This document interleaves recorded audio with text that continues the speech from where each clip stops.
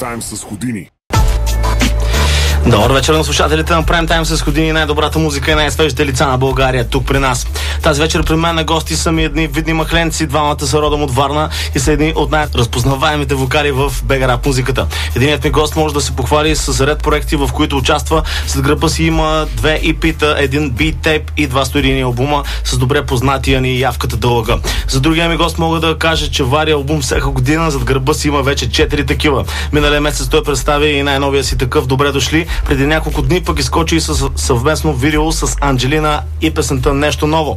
Двамата ми гости участват и в проекта "Голям Юз" с друг виден представител на варненската школа Явката дълга, като наскоро изкараха и втори том и ни остава да чуем и третия всъщност. Махленци, рапъри, битмейкъри, приятели на гости днес са ми Боро Първи и Метметик.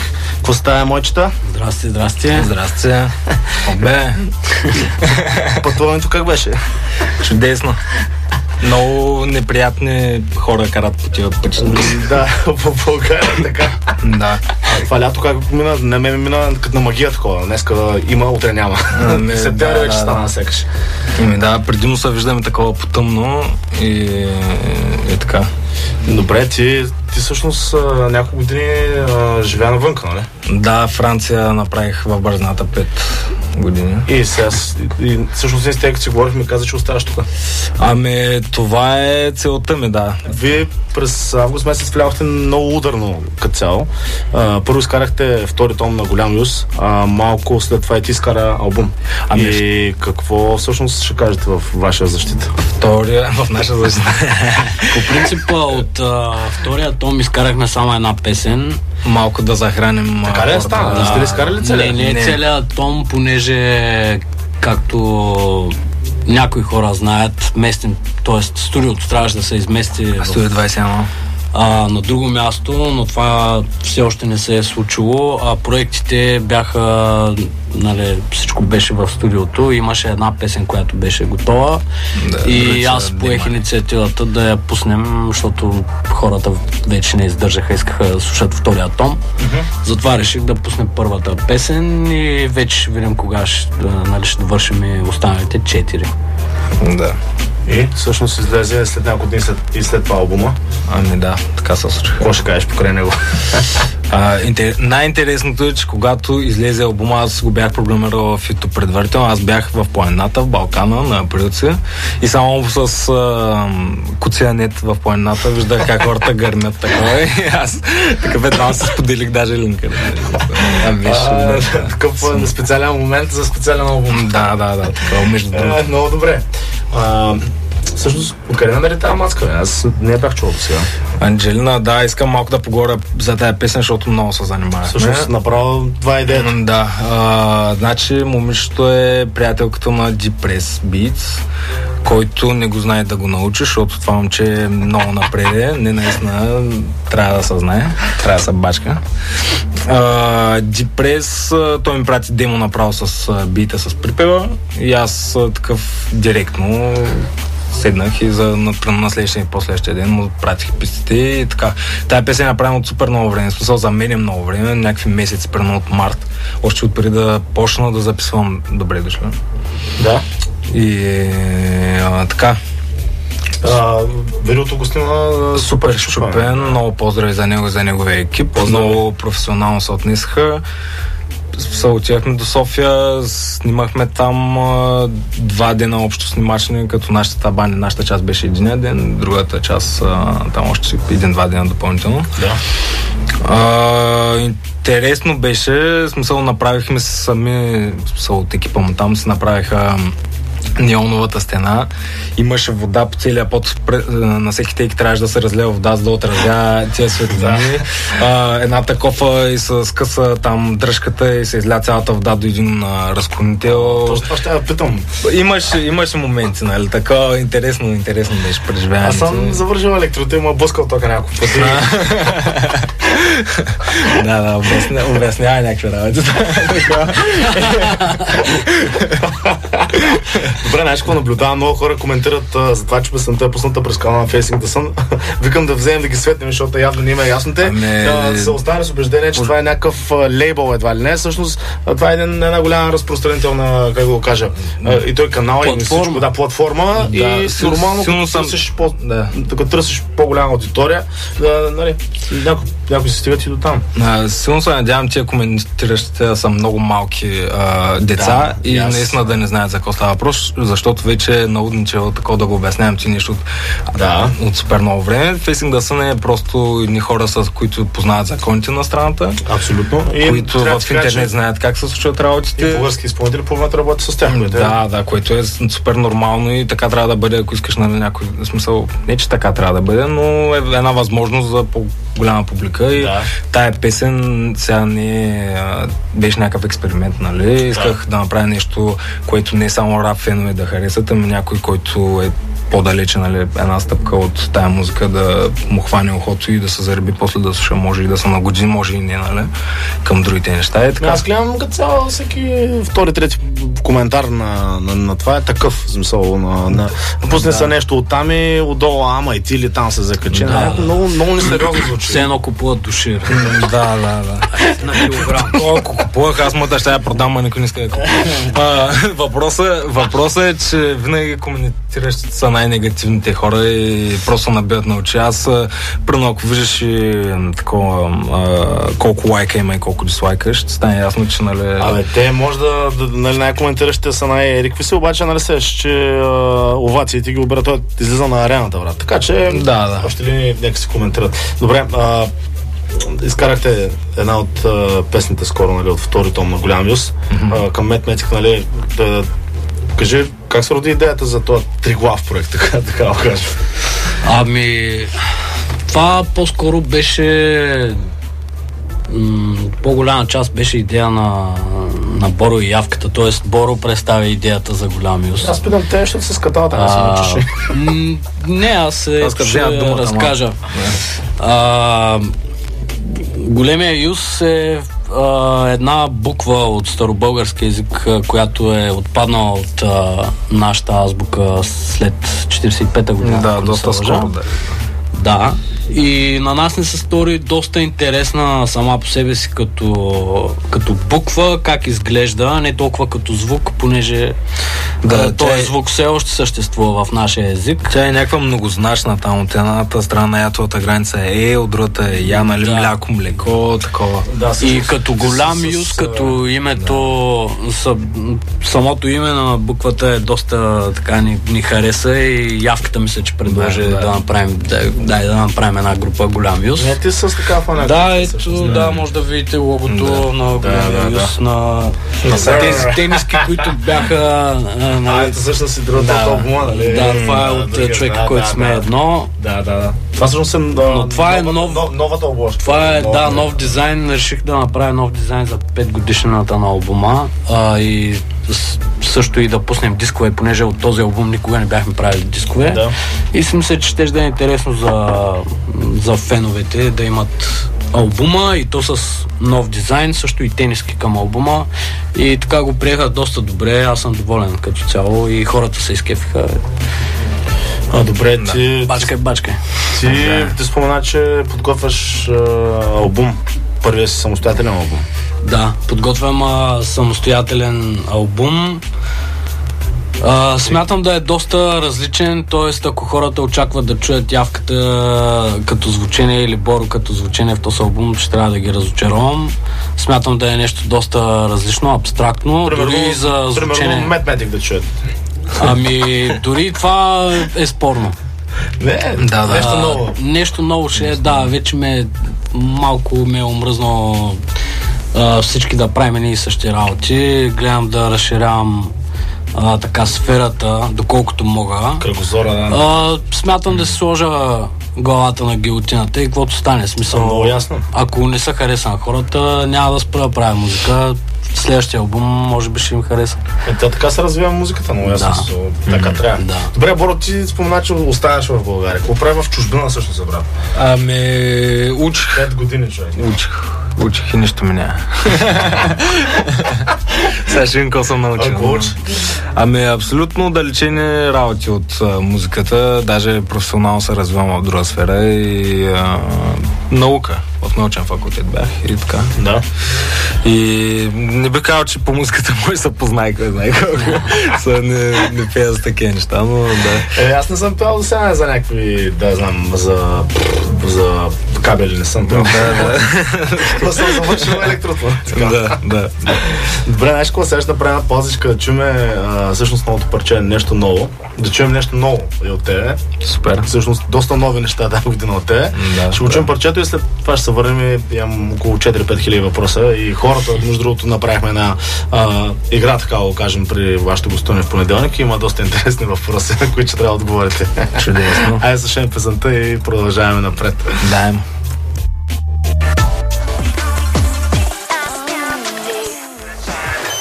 Прайм тайм с Houdini.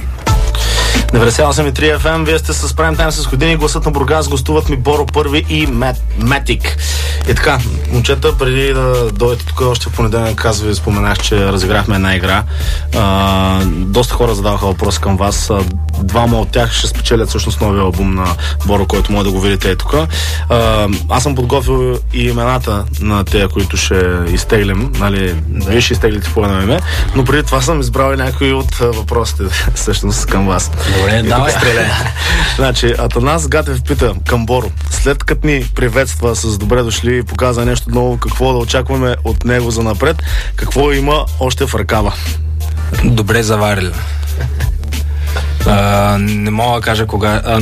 Значи искам само да уточня, че преди влязъл съм в много Gucci Mane такъв мод и започнах да правя следващия си албум преди да бях да пуснал това. Така че вече има 4-5 дема и вървим. Може и да е зимен това, ще видим. 2 в 1 за една година да велико. Няма проблем. Добре. Към Мада, императоре, кога ще вадиш албума, също новото студио върнали музата на явката? Ами, ще започна от втората част на въпроса. Както споменах малко по-рано, второ студио все още няма. Надяваме се скоро да започне да действа. Албума, по принцип, въобще не го бързам. Моя работен процес е малко по-различен. В смисъл, аз когато вляза в някаква муза, правя примерно половин песен, оставям я да си ферментира, правя някакви други неща, после се връщам, довършвам я и... Но, я знам, ако трябва да поставя някакъв срок, може би пролетта. 2017. Мисля, че приятели отговориха ти. Добре, следващия въпрос е от Венко Димитров, който пита към Боро. Коя година е била Астрата? Астрата беше на един мой приятел и може би 95-6 нещо е такова. Много стара, малко ръждясала, червена класика Астра. И римата там, интересното е, може би почти никой не е схванал по начин, по който исках да я представя, но смешното беше, че патрулките са с Астри и аз се учих преди да имам книжка такъв нелегално на Астра. Това беше играта. Но деца, не правете така. Към Метик. Да. Коста. Не е за ефира. Добре, аз тук една мацка писа въпрос такъв, обаче го малко преди преданието, затова не съм го вкарал в това, обаче сега ще го прочетем направо в Фейсбук. Харесвате ли изобразителното изкуство и имате ли любими картини или жанрове? Дали им е повлияло в музикален аспект, в ежедневието им? Също много поздрави от врачанските им фенове. Поздрави на тях. Да уточня само, че Deep Press и Анджелина са от този край, така че и те да са поздравения. Интересен е въпрос. Аз бях известно време в Париж, имах възможност да обиколя по музеите. Сега директно да ме е повлияло не бих казал, но доста почнах да се интересувам от изобразително изкуство, нали? Изящни изкуства и импресионизъм, примерно, доста разглеждах там Моне, Мане, всичките. Мане. Ван Гог. Аба, мане. Аз не съм бил в Париж, но съм фен на малко по-фентази жанра, като имена мога да дам за пример Франк Фразета и Ралф Бакши. Те са така пионери в този жанр изобразително изкуство. Няма да задълбочавам. Няма да се прави който много. се интересува. Между другото, за Ралф Бакши имам една-две рими, но това ще излезе малко по-нататък. Да. Няма да ги казвам. Дай ги. Да. Когато е време, ще се чуят. Добре, не можахме да избрахме. Добре, и последния въпрос, така, който се избрах е от Радослав Радо Русев, с кой по-известен БГ или чуждестранен изпълнител бихте записали песен? Да. Аз ли съм? Аз ще бъда кратък. Аз нямам такива някакви мечти. Живот и здраве. По принцип, със всеки бих работил. Въпросът е проекта да е правилния. Аз ще кажа или Янг Тък, или Дрейк, обаче ако научат български. Защото такива са ми много странни на английско-български. А пак аз на английски, не варда. Добре, това беше добро. Така, добре. Ай сега да изтеглям всъщност двама от задалите въпроси към вас, че малко да се оставих шпулата на Ходини. Сега всеки ще изтегля. Всеки от вас ще изтегля по една. Айде, да изтегля едно име. И го прочетете, да видим кой печели. Цветан Великов убива. Това е. Цветан Великов печели един албум. И Александра Александрова. И ти убе. Трябва да се направя едно копче убива и така, само да го припомпвам. Добре, ето и Александра Александрова. Окей, играеме. Без корупция. Честито. Ще трябва да дойдете до Бургас и ги вземете. С бутилки. Добре, сега имаме една рубрика с блиц въпроси. Аз питам, вие отговаряте, възможно не е точно. Винаги много ме е бил страх от тая рубрика. И мен, брат. Особено има хора, ето стоя по 4 минути. Може и това за мен. Моите са много приятни. Добре. Първото нещо, което правите сутрин. За пред хората или... Да кажем, че пиша една много яка рима и отивам да пикая. Добре. 20 лицеви. На гладно. Добре, а второто нещо? Мия си зъбите. И аз. Добре. Ако утре ви хвърлят на един самотен остров и може да вземете само 3 албума, кои ще те?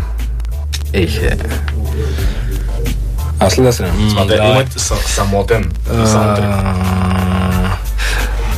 Red Hot Chili Peppers Californication, на Корн първия, Корн, и на Джими Хендрикс, правилно, там от лайфовете, някой почва. Човека, който смее едно, човека, който се смее две и Боро първи. Добре, съгласен съм. Обе. Добре, Кендрик Ламар или Schoolboy Q? Кендрик. Ще кажа Schoolboy само за да му опонирам. Добре, топ 3 любими филми. Стига. От Боро първо да почнем. Секунда. Тук много трябва да внимавам. Май такъв филм, между другото. Секунда. Така, да изчезна за 60 секунди. Не знам, ама не ми е любим. Into the Wild, доста ми беше повлиял. Бях по-малък, де сега може би няма да ме е толкова. Одисея 2001. 2001-та. И третия, не знам, човек, наистина не се сещам нещо. Няма такъв филм, брат. Трябва да направим ние. Добре, помисли, докато да каза да. Paid in Full. Първия, втория кой да бъде? 1984, който е по книгата на Джордж Орвел. И третия, да речем, Кръстника. Бялата стая, аз съсетих Бялата стая е български филм с Апостол Карамитев. И помислих, че кажеш Мисия Лондон, ама... Него в топ 200 ни вле. Ако имате една супер сила, това ще. Да спирам времето. Добре, какво ще правиш? Ще имам много време. Ще съм безсмъртен. Така. Аз бих искал да съм невидим, ако мога. Като графа. Той е от Видин. Добре. Това с невидим е готвено. Много яки неща ще виждаш, брат. Те няма да виждат, че ги виждаш. Да, точно. Женски са облекални, брат. Света е нападнат от зомбета, какво правим? Албум. Как се казва? Зомбиран, разбираш? Ами тя обложката ми е почти като зомби. Тя обложката ми е почти едно съм зомби, човек. Тъй, че да, ще добре дошли така две. Аз по принцип бих станал пълен килър. Ще ги трепя наред, човек, няма какво стане. Трябва да се оцеля. Много килъра станахте, брат, много хора разговаряха така. Мисля, че... Не ми гледал съм ги всичките филми, сериали. Много ми харесва идеята, да. Да. Добре. 69 или мисионерската? Пенсионерската. Мисионерската, за мен. Добре, пенсионерската, мисионерската, добре. Окей, и сега последно. Първо почваме. Боро първи е. Първа. Блиц така бързо. Това ми идва, де. Добре. И Метметик е? Бах ти тежкия. Да. Много добре. Момчета, много благодаря, че бяхте на гости. Благодаря много за поканата. Ами, много яко. Надявам се пак да сте на гости, нали, много ясно. Просто, че ти вадиш по 4 албума година. Трябва да достигна фичери Gucci Mane, човек. Това ми е такова фикс идея. Успех и, както казах, надявам се пак да ми дойдете на гости. До скиф от нас. Останете с най-добрата музика на 98.3 FM, гласа на Бургас. Prime Time с години гостуваха ми Боро Първи и Метметик. И сега до скиф. Убил е.